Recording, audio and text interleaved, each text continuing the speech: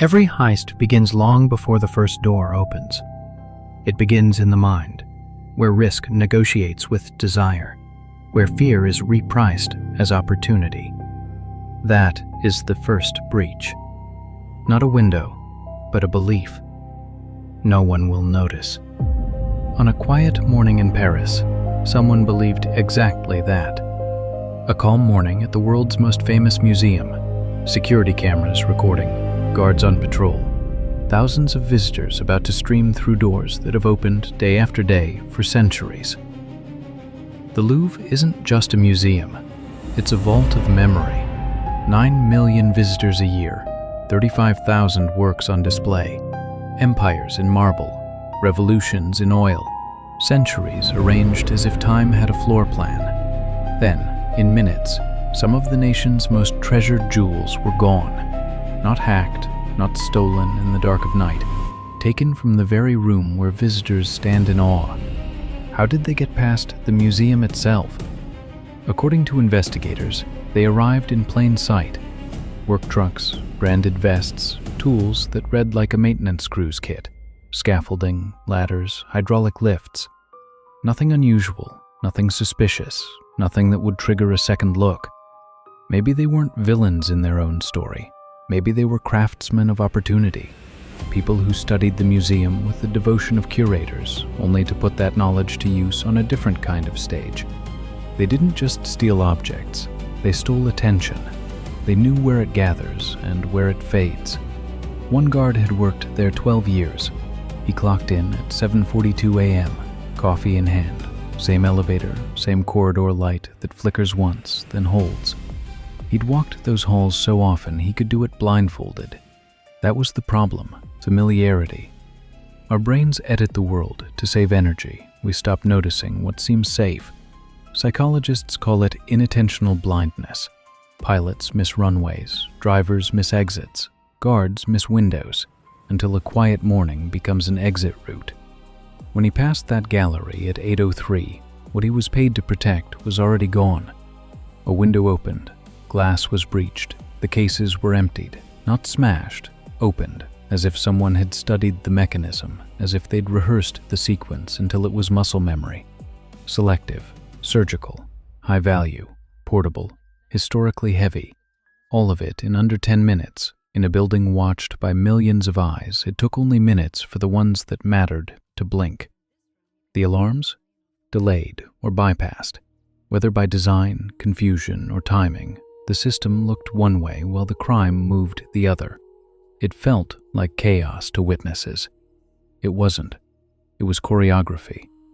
Then the exit, loading into vehicles, blending into traffic, possibly scooters, small, fast, anonymous, the kind of motion that disappears into a city of 8 million routines.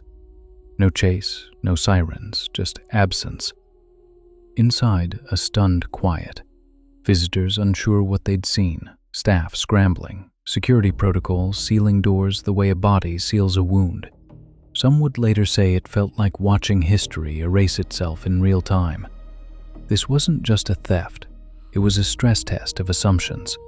Historic museums are patchworks of centuries, old architecture laced with new technology, wiring retrofitted into stone, cameras perched on cornices built for candlelight.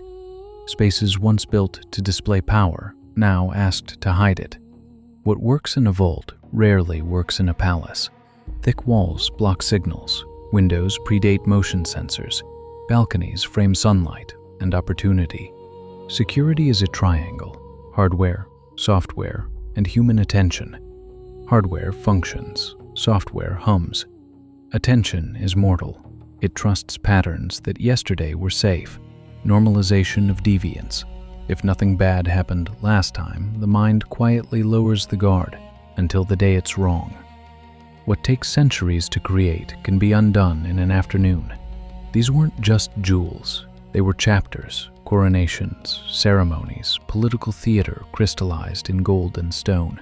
Objects that survived revolutions and were meant to outlast us. Financial loss can be insured. Memory cannot. A guard reportedly wept, not for the carats, but for the silence that followed. for the square of cold light where something irreplaceable used to be. Outside, the city continued as cities do. Inside, the museum learned how heavy absence can be. The response was immediate. Investigators, interagency calls, international watch lists, auction houses and dealers quietly alerted that history was now contraband. But recovery is a cruel arithmetic. High-value pieces can be broken down, stones removed, settings melted, identity erased faster than provenance can catch up. It is easier to dismantle a story than to rebuild it.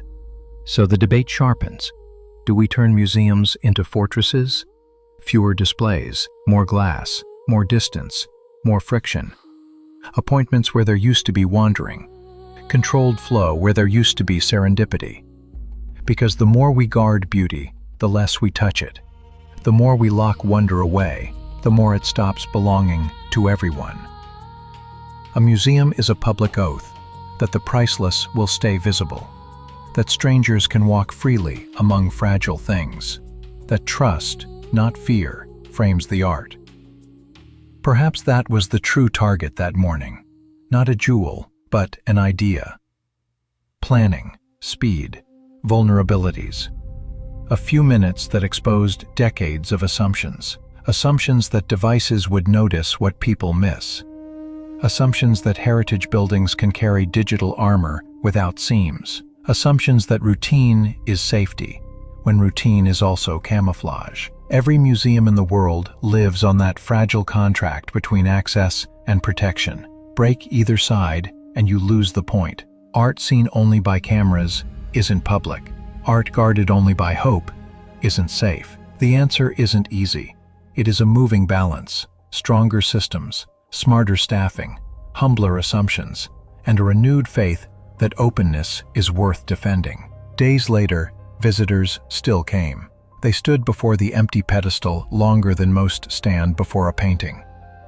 Some raised their phones to capture absence, as if the frame could coax the past back into the present. Maybe that is the strange gift of loss. It forces attention. We truly see the space where meaning used to live. A child asked, "Where did it go?" The answer hovered, somewhere between negligence and genius, between a window and an idea, between what we believed was protected and what was merely displayed. The Louvre still stands, the doors still open. Millions still walk through rooms that hold more than objects. They hold proof that beauty outlives us. Maybe art survives because we are willing to risk losing it. Maybe the real theft isn't what was taken, but what fear tries to take next. Openness, access, trust. So the real question isn't just how they did it. It's what we're willing to risk to keep beauty in the light. What we're willing to lose so that the rest of us can still walk freely through rooms filled with wonder.